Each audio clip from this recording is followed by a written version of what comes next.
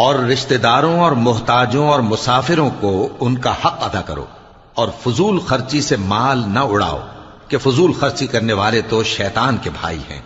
और शैतान अपने परवरदिगार की नेमतों का कुफरान करने वाला यानी नाशुक्रा है। और अगर तुम अपने परवरदिगार की रहमत यानी फराख दस्ती के इंतजार में, जिसकी तुम्हें उम्मीद हो, इन मुस्तहकीन की तरफ तवज्जो न कर सको तो इनसे नरमी से बात कह दिया करो,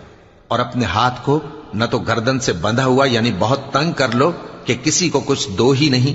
और न बिल्कुल खोल ही दो कि सभी कुछ दे डालो, और अंजाम ये हो कि मलामत जदा और हसरत जदा होकर बैठ जाओ। बेशक तुम्हारा परवरदिगार जिसकी रोजी चाहता है फराख कर देता है, और जिसकी रोजी चाहता है तंग कर देता है। वो अपने बंदों से खबरदार है और उनको देख रहा है।